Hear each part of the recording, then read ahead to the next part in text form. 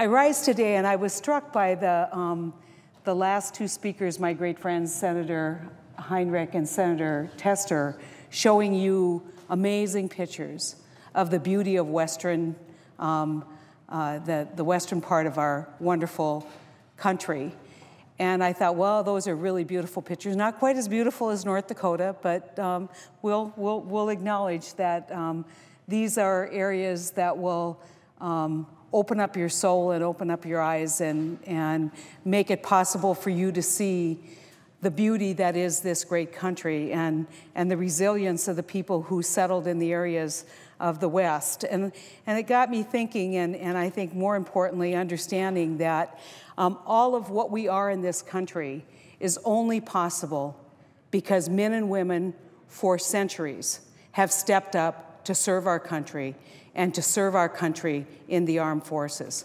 And I want to rise today and talk about an issue that hasn't gotten a lot of attention, I don't think, in this country. This quiet thing that's going on in the VFW halls and the AMVETS and the DAVs and the American Legion halls in my state, talking about not only that kind of sacrifice, but recognizing and moving to a special recognition this year. And so I want to talk about North Dakotans because we all are extraordinarily proud of our states. But we know in North Dakota that North Dakotans have always answered the call to serve. In particular, my friends within the Native American community who have answered that call to service in record numbers. I've made it a priority during my time in the United States Senate to meet as many of my state veterans as I can.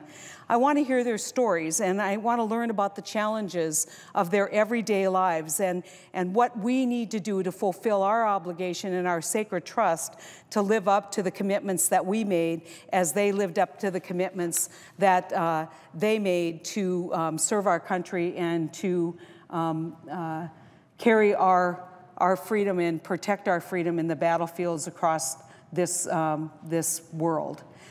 Through these trips, I've met a lot of wonderful veterans, World War II veterans and their proud stories of their service in the Pacific and Europe. I've met Korean War veterans with memories of what is often referred to as the forgotten war. May be forgotten by others, but it's not forgotten by me or the people in my great state of North Dakota. And then there's our newest veterans with new challenges from the conflicts in Iraq, Afghanistan, and the overall war against terror. These young veterans, men and women both, face difficult challenges, and I think many different challenges than perhaps their counterparts from previous service relationships. But I think they're helping change the way our nation sees our veterans. All of these veterans, without a doubt, deserve a place of honor in our society.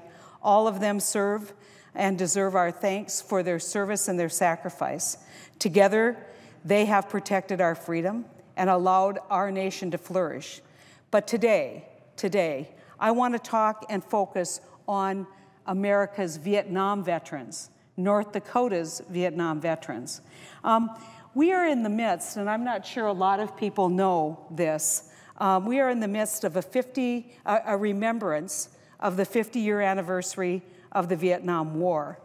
On May 25th, 2012, President Obama issued this proclamation that I have right here, issued this proclamation to honor our Vietnam vets, those brave servicemen who gave their lives and their families, to honor all the veteran service, but particularly to recognize those who lost their life. And I want to quote from this proclamation. As a grateful nation, we honor more than 58,000 patriots. Their names etched in black granite, not too far from this symbol of American democracy, our nation's capital, who sacrificed, these patriots who sacrificed all they had and all they would ever know. We draw inspiration from heroes who suffered unspeakably as prisoners of war, yet who returned home with their heads held high. We pledge to keep faith with those who were wounded and still carry the scars of war, seen and unseen. This special period of honoring our Vietnam veterans runs through 2025.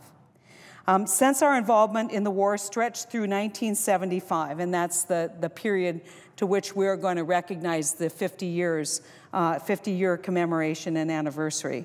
As this period continues, it remains important to talk about the Vietnam War and its veterans as much as possible. The Vietnam War represents a difficult time in our nation's history.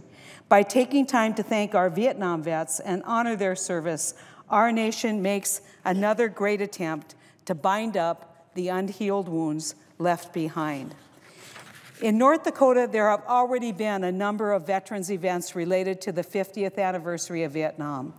I'm sure such events are happening in many other states. In fact, there's a website, if you want to check it out, there's a website where you can look at what's happening in every state across the Union, honoring Vietnam veterans and ceremonies that are being prepared, mainly driven by veterans groups, but hopefully, and one of the purposes of coming here is to urge my colleagues to participate in those events, to participate as they do every day in saying thank you to our Iraqi war vets and our Afghanistan war vets.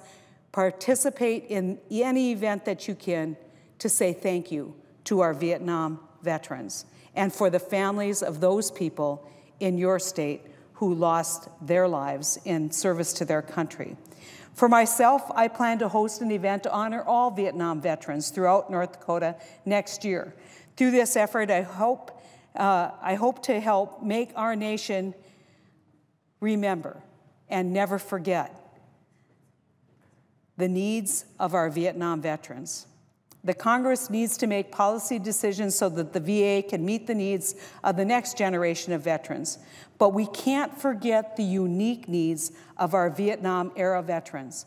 I will tell you, Mr. President, I have spent hours talking to Vietnam veterans who will tell me repeatedly, when I got out of the service, the last thing I wanted to do was go to the VA.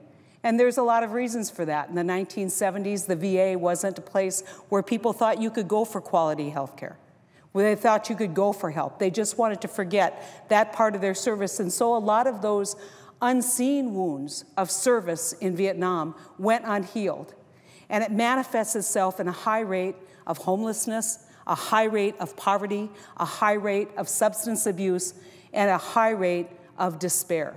And we are seeing now our Vietnam veterans, both those who have lived incredibly fruitful lives and who are now aging into the system, coming back to our VAs across the country, coming back to our community-based outreach clinics, coming back to our VA hospitals, and for the first time, asking for access to service. And they are finding that maybe they don't always see the level of service that they're entitled to. I recently worked to restore and provide the appropriate paperwork so that a Vietnam veteran who had clearly earned a Purple Heart actually received the benefits of a recipient of the Purple Heart in the VA. All of these issues will now begin to work their way through the VA. They will continue to work their way through our veteran service organizations, and it's time, I think, to take the pause. As the President did in this proclamation, and to understand the basis of this, it was required by a bill similar to the one that we're debating today, NDAA. It was required by NDAA to begin this commemoration. It was a mandate from this Congress, not this particular Congress, but from the United States Congress to begin to have this ceremony. And so I was struck, I think, by the fact that when our veterans have lost their lives in Iraq and Afghanistan, most of us have pictures in our office. We have a poster or some kind of commemoration in our office of that sacrifice. But yet we've never seen that kind of commemoration or that kind of depiction for our Vietnam veterans.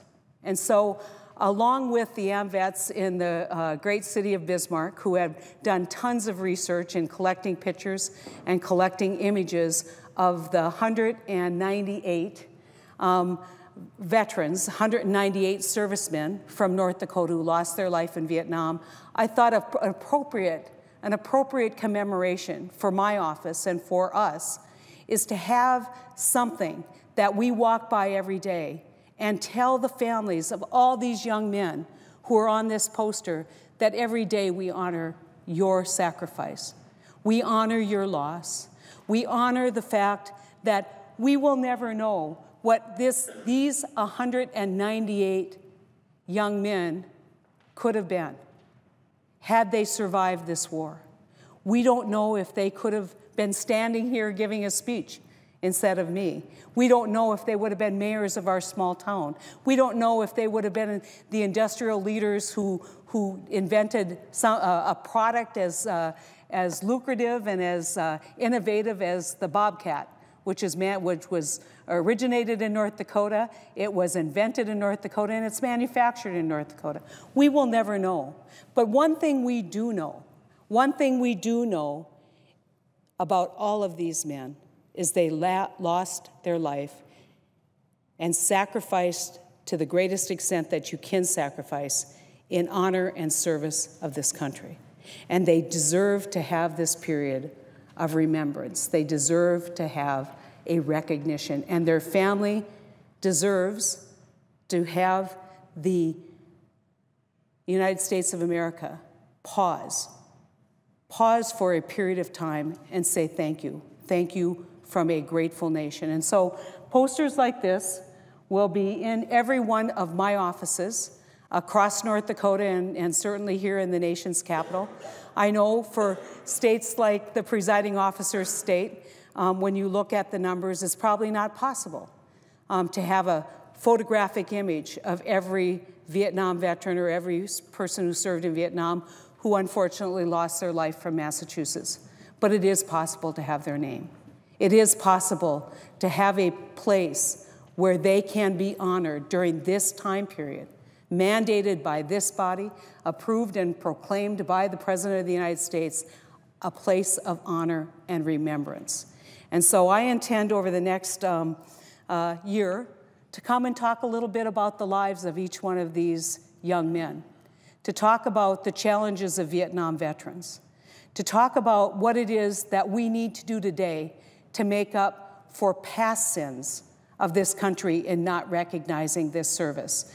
And I challenge the other members of this body to do the same thing during this period of remembrance and recognition and honor, and to think about not just the past, but to think about the future. Think about the amazing sacrifice of 198 North Dakotans who gave their life in service to our state and in service to our country and for the betterment of all humankind. And so with that, Mr. Chairman, the challenge is issued, and I yield the floor.